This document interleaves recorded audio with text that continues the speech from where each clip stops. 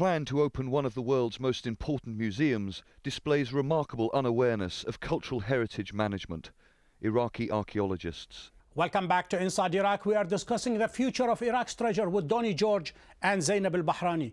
Donnie George, I read a little comment by Professor Maguire Gibson, who is a renowned international scholar of Mesopotamian civilization, says the looting of Iraq still goes on.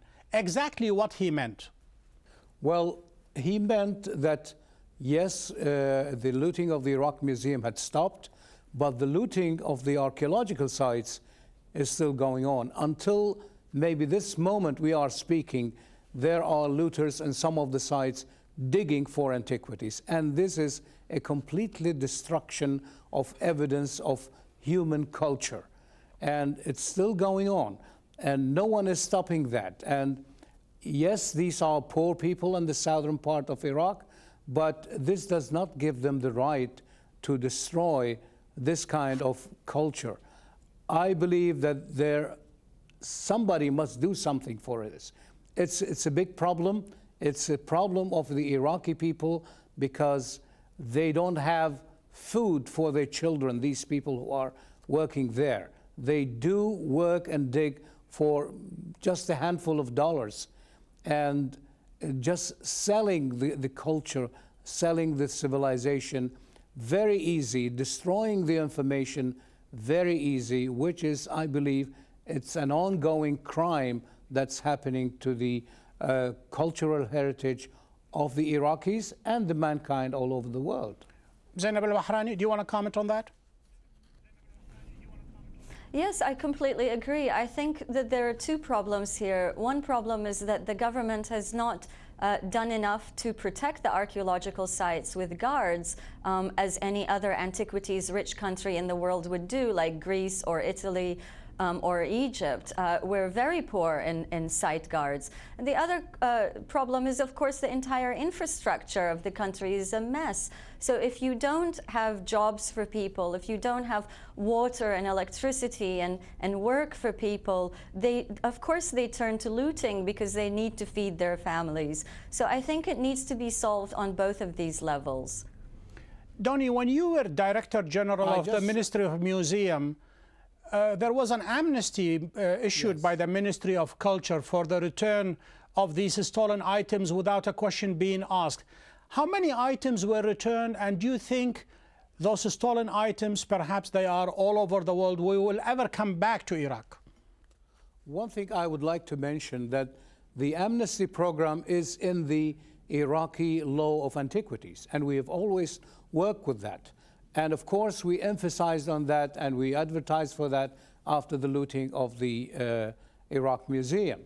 Yes, Iraqis bring things, and they brought things back from the ones that were looted from the museum, and sometimes from the ones who are looted from the archaeological sites. Together with that, the looting of the museum has become a kind of an international work for all kind of law enforcement and customs. Everybody is alerted. I do have sometimes contacts from some parts of the world that I never imagined, that one will contact me about something they found, some customs they found in their airport. And so this is a wonderful opportunity for everybody to cooperate and work together and bring these antiquities back. And almost every day we are having news of Iraqi material discovered in South Africa, discovered in Lima in Peru, and discovered in Europe, or even here in the United States. So this was not like that before, but it's happening now. I really love to praise the law enforcement, the customs all over the world, because they are alerted and they work together and try to help the Iraqis to get things back to the Iraq Museum. Zainab Al-Bahrani, in addition to the loss of these priceless artifacts, many experts of Mesopotamian civilization like Donnie George.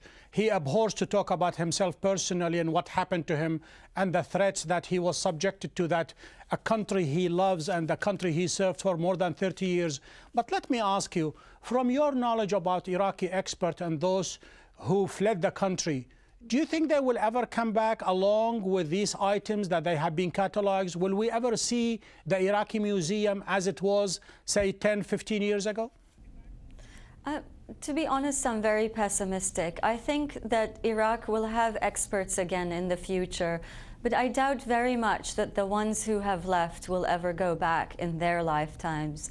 I think the great tragedy of what happened is that our cultural heritage has been destroyed on so many levels. It's not just the destruction of the archaeological sites or the looting of the museums and the libraries.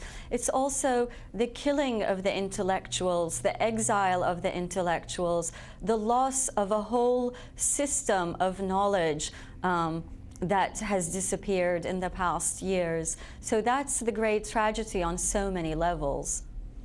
Donnie George, of course, when the history will be written, it will say something like that the criminal aspect of the Iraqi society contributed to the destruction and looting of the museum. We don't know whether there were international criminals involved or not. But this problem was avoidable, wasn't it? Somebody called it a cultural genocide. It was avoidable, wasn't it?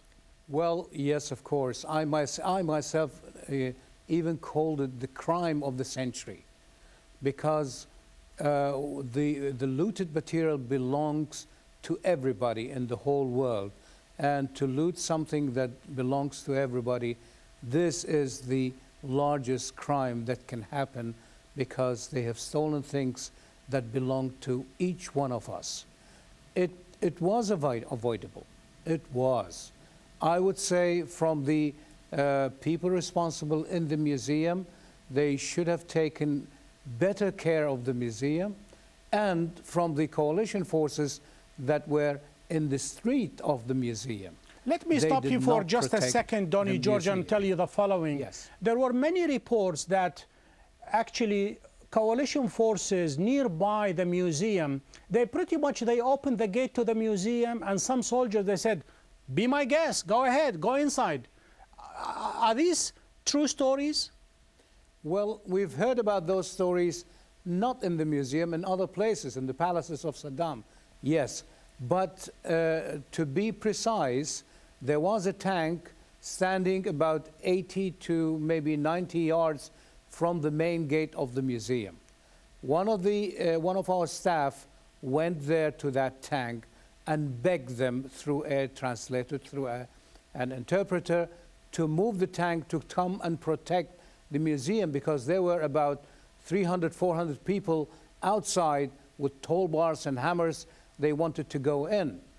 The man in charge of the tank made a call and said to our man, said, "We are sorry, we don't have orders for that." So believe me, if that tank had moved, I'm not blaming that guy, because I know, and everybody knows, military people work according to orders. I'm not blaming him, but if the tank had been moved those yards and stood in front of the museum and pushed those people out, nothing would have happened to the museum. Absolutely nothing. But the building was left alone with these people concerning it as, you know, this is another governmental building, and they went in and smashed and trashed and stole whatever they could take. Zainab al-Bahrani, let me take a final comment from you to wrap up the show for me. You were pessimistic, but there is an international effort for the collection, recovery, and return of those items. Why aren't you satisfied with that international effort? Because it's not enough. It's simply not enough. It's a band-aid for a really huge tragedy. The museum looting is just a minor detail. It's just the tip of a huge iceberg of cultural disaster. So I don't see that returning some stolen artifacts is enough. I mean, there's the destruction of all of the archaeological sites through looting. There's the destruction of archaeological sites by placing military bases. There's damage by reconstruction. there's so much that's being destroyed, so that the return of looted items is really a minor detail in the larger picture. Zainab al-Bahrani, Donnie George, thank you for being guests on Inside Iraq. Thank you. Thank you. To access the show and to send us your comments, please go to aljazeera.net/English. We have reached the end of this show. Join me next week when we take another look inside Iraq. Until we meet again, have a great week.